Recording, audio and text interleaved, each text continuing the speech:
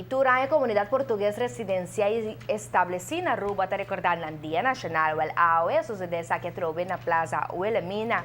Separado governante na Comunidad Portuguesa a celebrar na Dia Nacional com baile, discurso na entrega de ofrenda ng floral na Estambel de Reina Wilhelmina.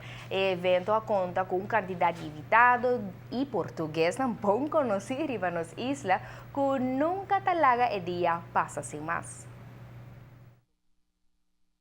Exacta de 49 anos, que nós está assistindo ao Wilhelmina Park para a ofrenda floral de uma forma de apreço e agradecimento de aceitação de Aruba, de qual uma forma total a estado de abrir humana para nós, aunque leu no estado de nossa pátria estimada, Portugal.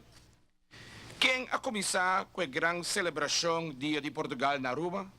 Dia 9 de março de 2027, a nasce na Portugal, Senhor Alexander Ventura Guimarães. Com 36 anos, ela imigrou para Aruba. Seu ofício estava welder of soldador, pero não estava welder comum of corriente, estava artista. Estava também conhecido por homem que estava viva diante de el mar. Sua persona tomou a iniciativa para tempo celebrar o Dia de Portugal, aqui na Aruba, conjunto com um grupo chiquito de portugueses.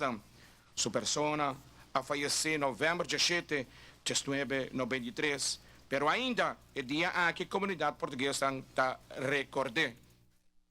Siguro bem especial também na gente da colônia portuguesa residencial na Aruba, especialmente, mandamos a mencionar para os colegas Nelson Speed Andrade, que claro, também celebrar o dia ao junto com sua família e demais portugueses na Ribanos Isla. A maioria da geração nova de estão de Portugal a nascer na Aruba e estudar na Aruba, a crescer aqui e, entretanto, está trabalhando e forma parte de nossa comunidade. Pues, seguro saludo especial para todo o que está na Aruba.